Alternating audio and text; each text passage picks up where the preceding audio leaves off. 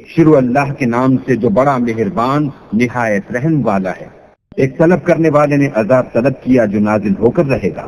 یعنی کافروں پر، اور کوئی اس کو ٹال نہ سکے گا، اور وہ خدا صاحب درجات کی طرف سے نازل ہوگا جس کی طرف روح الامین اور فرشتے چڑھتے ہیں، اور اس روز نازل ہوگا جس کا اندازہ 50,000 برس کا ہوگا۔ تو تم کافروں کی باتوں کو حوصلے کے ساتھ برداشت کرتے رہو، وہ ان لوگوں کی نگاہ میں دور ہے اور ہماری نظر میں قریب۔ جس دن آسمان ایسا ہو جائے گا جیسا پگھلا ہوا تانبا،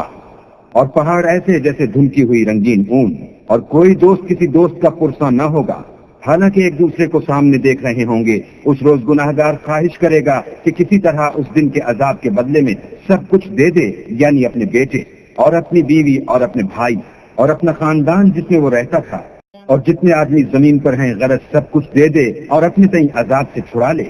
لیکن ایسا ہرگز نہیں ہوگا، وہ بھڑکتی ہوئی آگ ہے، حال ادھیڑ دینے والی،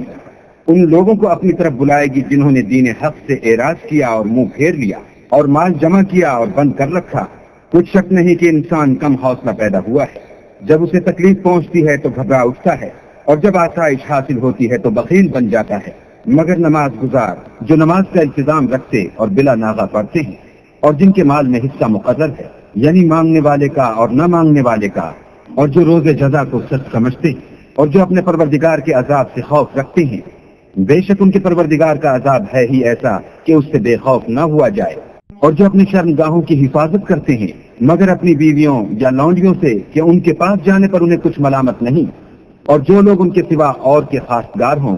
وہ حد سے نکل جانے والے ہیں، اور جو اپنی امانتوں اور اقراروں کا پاس کرتے ہیں،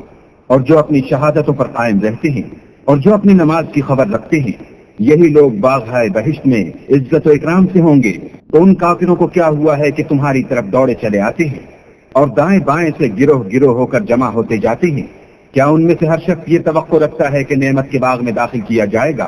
ہرگز نہیں، ہم نے ان کو اس چیز سے پیدا کیا ہے جسے وہ جانتے ہیں۔ ہمیں مشرقوں اور مغربوں کے مالک کی قسم کہ ہم طاقت رکھتے ہیں، یعنی اس بات پر قادر ہیں کہ ان سے بہتر لوگ بدل لائیں، اور ہم عاجز نہیں ہیں۔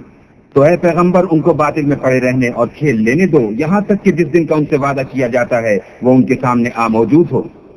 اس دن یہ قبروں سے نکل کر اس طرح دوڑیں گے جیسے شکاری شکار کے جال کی طرف دوڑتے ہیں۔ ان کی آنکھیں جھک رہی ہوں گی اور ذلت ان پر چھا رہی ہوگی، یہی وہ دن ہے جس کا ان سے وعدہ کیا جاتا تھا۔